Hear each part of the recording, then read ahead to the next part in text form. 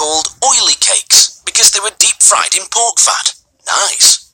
They were ball-shaped when Dutch pilgrims brought them to America, but then someone found that removing a nut of the dough in the centre helped them cook far more evenly. And so, the donut was born. Thank goodness for that.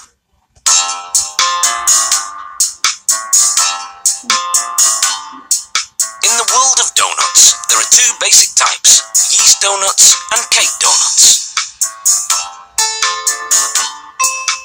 The batter for cake donuts drops from the mixer right into boiling vegetable oil. The nozzles shape the dough as it passes.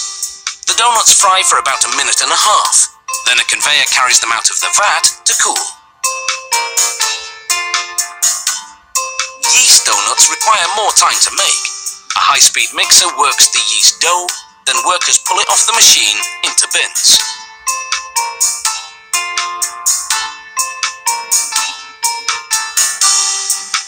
From there, it goes into a hopper that extrudes the dough as a sheet. Then it's onto another conveyor belt, where a series of rollers flatten the dough sheet to just 2 centimeters thick.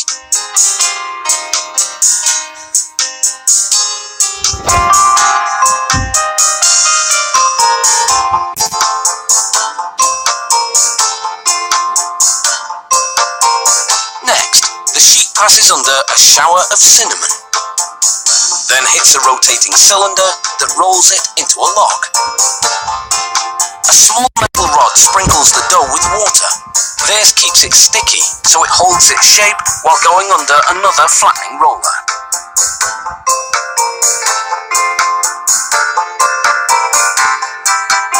A dusting of cornstarch keeps the dough from sticking to the blade that now cuts it into pieces.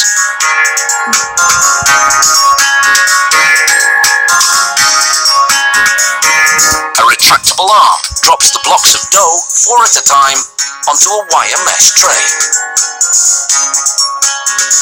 Then it's off to the proofer, a machine much like a large bread box, in which heat and humidity make the yeast dough rise. This leavening process takes about 20 minutes, during which time the trays, over 300 of them, go up and down, and then out to the fryer. A gate slows them down just before the drop, so they slide in without splashing. Gas burners keep the oil at a constant temperature. Anything less and the donuts would come out partly raw. Halfway through, it's time to flip the donuts so they cook evenly throughout. After 2 minutes, the donuts leave the fryer and move through a curtain of sweet glaze. A strong air current blows off the excess, and they're done. They gradually cool as they spiral through the production area, on their way to packaging.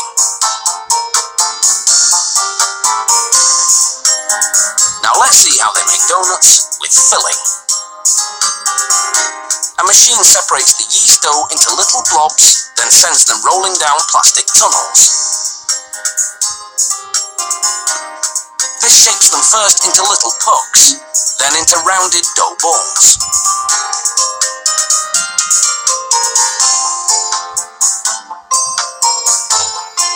Rollers flatten the balls before they enter the proofer to rise.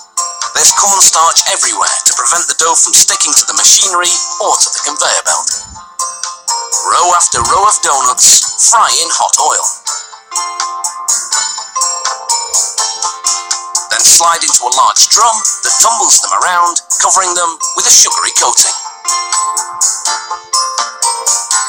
Now it's time for the donuts to get their fill. These nozzles inject just the right amount of jam, 2 at a time. Each worker fills 45 donuts a minute.